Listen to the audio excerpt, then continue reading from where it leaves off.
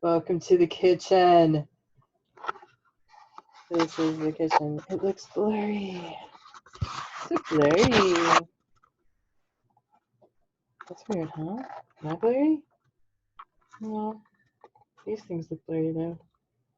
Maybe it's not a very good webcam. I don't know. Alright, I'm trying to set it up so that you can see what I'm doing in the kitchen. I think what I wanted to do was set it up like this. This is like I do at the makerspace. See my hands.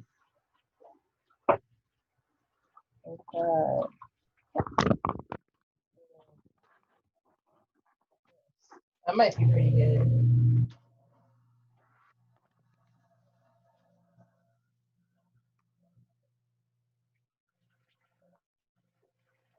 Easiest way to do it. I could do it with tea. Put my webcam up here. So it hangs down.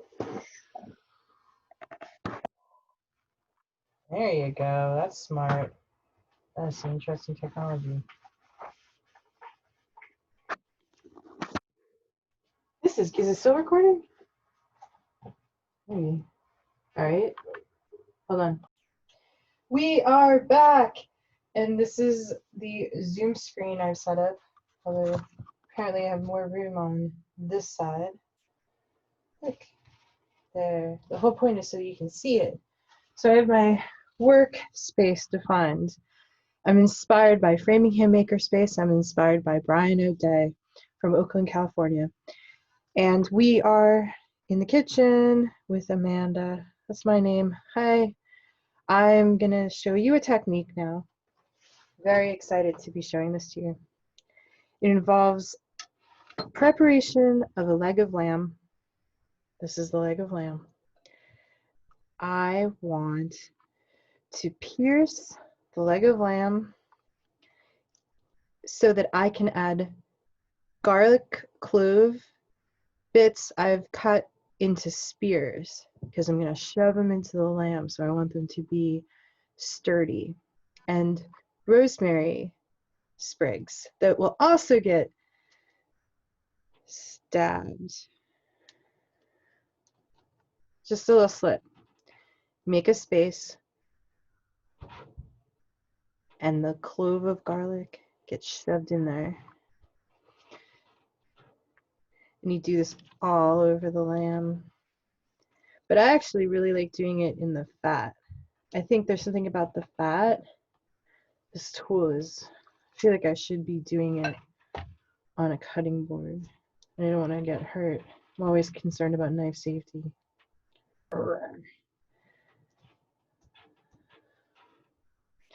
I also want to be careful about where I put raw meat instruments. It has to be very well managed. That's a sight off space. I'm very careful about what I touch because of the contaminations.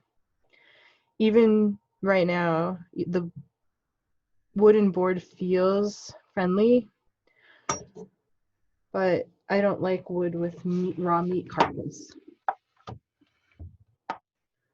But I need a cutting board. This is the first time I've ever had the computer in the kitchen. And when I say a cutting board, I mean one that's not wood, plastic. Better for meat guts. Somehow cleaner, sanitary. Again, very careful with what I do with the raw meat. I've got an empty sink over here. I've got a place where I can put tools. I have paper towels, I have garbage. I don't feel bad about anything I'm touching with my hands. I'm very careful. It's like working in the lab with pathogens, right? That's what we're worried about. Foodborne pathogens, lab pathogens. We just want to avoid pathogens. Pathos, disease, right? Pathogens are only considered to be pathogenic because they cause disease. All right. Not sure how I'm going to make the slits yet because I did not like that knife. I have other knives over here. Maybe this knife will be better. And I like the fact that it's on a flat surface so I can get more leverage and not worry about an awkward shape. So I'm using quite a bit of force, but I'm tearing into the flesh. And I don't want to overdo it because I don't need a big hole. You know, I want to keep it intact. I just cut or snapped the garlic a little bit, so that's what that sound was. I don't know if you heard it. Snap. There's two. I want to do a rosemary between them. I'm always really careful about how I cut meat. Just checking on the video to see how it's going. I think for the rosemaries, I like doing it a little bit deeper and twist the knife. Twist the knife. Just gonna make a space. It's big enough for something to get stuck in it and flavor the meat. So what's happening? What are we thinking about? What's going on? All the meat is like a combination. This is literally how we think about it. The biochemistry of food, right? It's a combination of protein, right? Meat, everyone, when I say everyone knows that, what I mean is it's the first thing we learn about it, right? Meat is protein, good protein. It's good calories. It's the way people eat it. It's efficient. They're hunter-gatherers and agricultural people in early society before computers.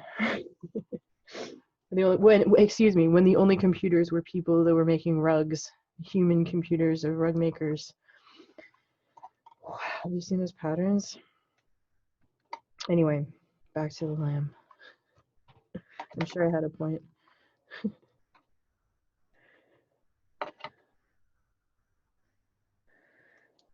I like it to be pretty. If there's already garlic in there. You know? But I guess if you're doing an entire bone-in leg, the fat would be thicker and it would be easier somehow to stab and to insert these garlic cloves. And I'm open to suggestion. Maybe I should be using different tools.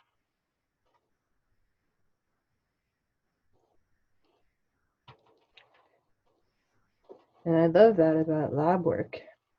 You can learn from each other what the best techniques and tools are for anything. I'm just making it pretty. Did this like emerge from somewhere? Get back in there. All right. All the little leftover pieces of rosemary are going in a boiling water bath of potatoes.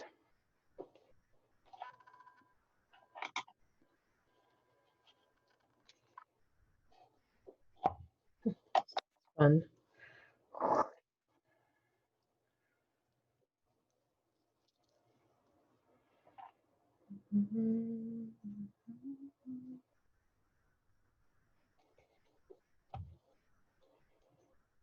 That one already has a garlic, okay.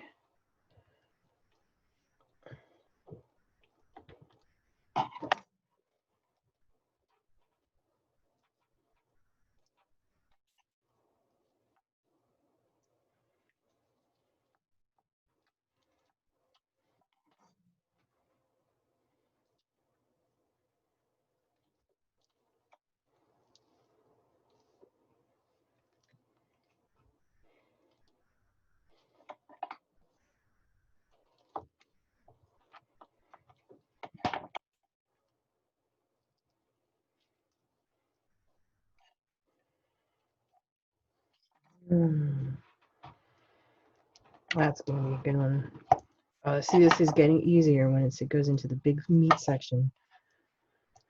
Big meat. That's good.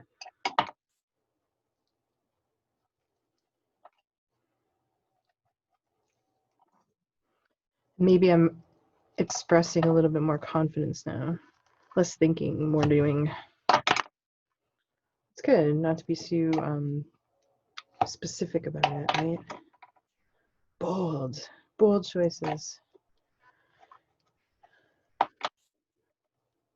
That's gonna be super rich. I'm gonna use all of them. All of the garlic bits. I feel like adding some rosemary. Oh, it's too thick. I like, ooh, I get to cut more rosemary. Great. This is another reason why I wanted a video of this. So I look for, this is pruning. I love pruning. First of all, we got bypass pruners that are not clean. Well, they're clean enough for cooking, but amazingly enough, my standards are aesthetic pruning, so I'm like, well, yeah, okay, they could be a little bit clean in that sense. The action is suffering because of the lack of maintenance. So these are the pruners I work with. I am only marginally ashamed of them. They're not mine either. Don't tell. But they're actually better than, these are in better shape than mine are. So that's the truth. I'll claim credit for these. And all right, I'm not even telling you what I'm doing. I'm just doing it. Well, first of all, they're tiny ones, right? Tiny. And then the other thing I'm doing, just looking at the structure of the rosemary.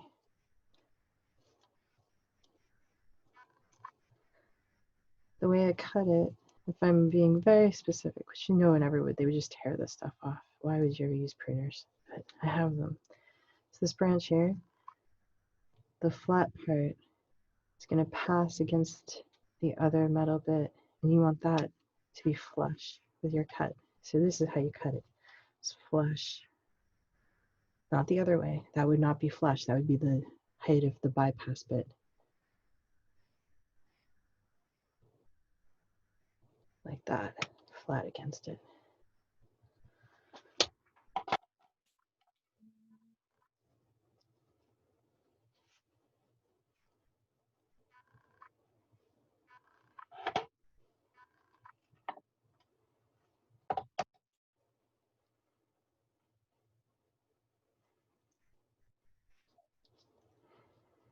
I wish I had a toothpick. A toothpick or a chopstick. Look at that. Oh, now this is a good tool. That's a good tool to know. Good tool, good tool.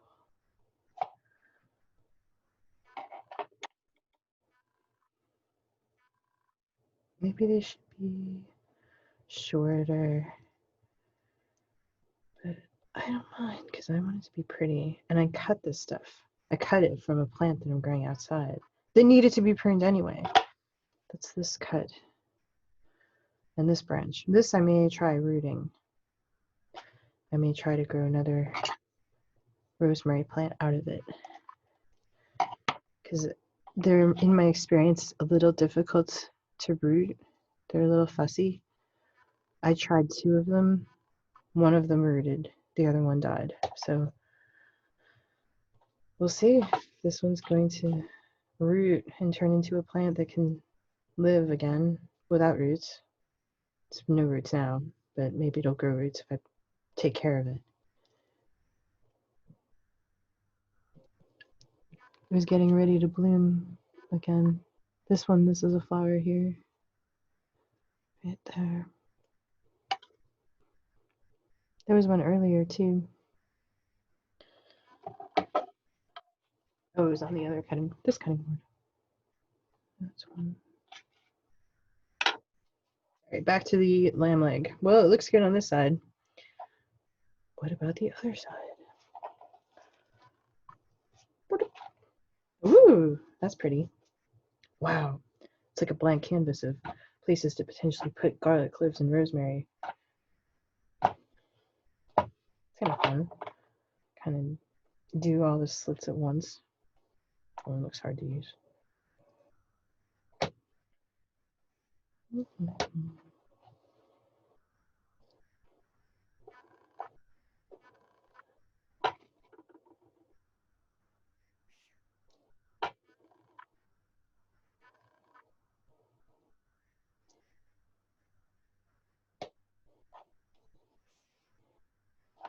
I think the reason why people talk through this is so the audience does not go to sleep. You're like, I'm just so meditative and I'm so into it. I'm having so much fun. Why would I need to talk? Isn't it obvious how amazing this is? Except for when it's getting stuck and you're like, where's that slit? Where's that stab? Oh, so much this is good. This is gonna be so good. You cannot imagine what this is gonna taste like. You will eat your fingers. I love this recipe. It's just, I mean, recipe technique. What am I gonna do with this? I'm gonna like roast it and see if it's got any juices coming. Like probably give it some kind of sauce. Something simple. Oil. Oh, that's what I'm gonna do. You wanna know what? I'm gonna bathe it in olive oil. I'm gonna do that. I probably should have done that by now. I'll do it after. Yeah, it's gonna be good. A couple more sprigs.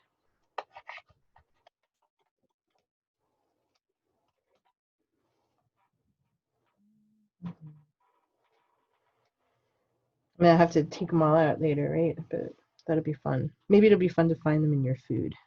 I don't know. Kind of like adventure eating. Cook for people. There's two different ways to cook for people. Adventure eating, or like, everything's taken care of and there's nothing to fear. Personally, I couldn't imagine eating without being conscientious about what you're eating. Be part of the entire experience.